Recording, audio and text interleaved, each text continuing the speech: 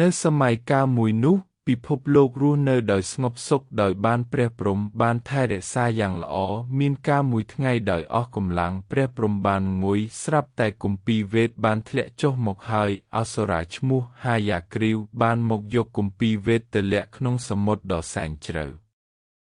បានបាត់គម្ពីរវេទមនុស្សរស់ក្នុងភាពគ្មានសណ្ដាប់ធ្នាប់គ្មានសីលធម៌មានសង្គ្រាមមក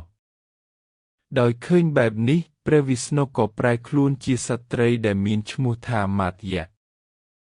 នៅថ្ងៃនោះមានឥសីម្នាក់ឈ្មោះមានុកំពុងធ្វើពិធីបែបសាសនាក្រោយមកលោកក៏ចុះទៅសមុទ្រហើយយកដៃទាំងពីរក្បង់ទឹកស្រាប់តែត្រីដែលជាអវតារបានចូលក្នុងដៃលោកដោយសុំឲ្យលោកសង្គ្រោះដោយខ្លាចត្រីធំមកស៊ីខ្លួនដោយចិត្តបុណ្យមានុបានយកត្រីដាក់ក្នុងធុងរបស់ខ្លួនហើយក៏យកទៅផ្ទះបន្តិចក្រោយមកស្រាប់តែធុងបានបែកមានុបានមើលក្នុងធុងបានឃើញត្រីបានរីកធំគាត់ក៏យកត្រីទៅដាក់ក្នុងបឹងបន្តិចមកត្រីក៏រីកធំគាត់ឃើញថាត្រីនេះមិនមែនជាត្រីធម្មតាទេគាត់ក៏យកត្រីទៅសមុទ្រត្រីបានរីកធំហើយគាត់ភ្ញាក់ផ្អើលយ៉ាងខ្លាំងពេលនេះត្រីក៏បានប្រាប់ទៅកាន់មក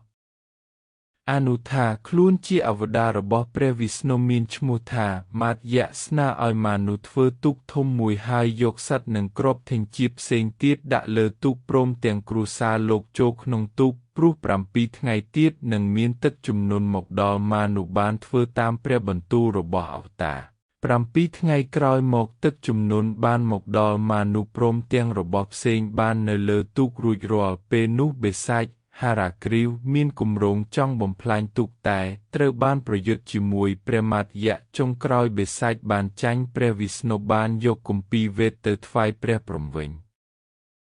ទឹកបានជន់មនុស្សនិងរបស់ផ្សេងនៅលើទូកព្រះមាត្យៈបានអូសទូកបណ្ដែតលើទឹកដ៏ស្ងប់ស្ងាត់ដោយមាននាគវ៉ាសុក្រីធ្វើជាខ្សែទូកនៅលើទឹកអស់រយៈពេល10ថ្ងៃក៏បានទៅដល់ភ្នំហិមាល័យហើយទឹកក៏បានស្រកតាំងពីពេលនោះសន្តិភាពបានត្រឡប់មកវិញ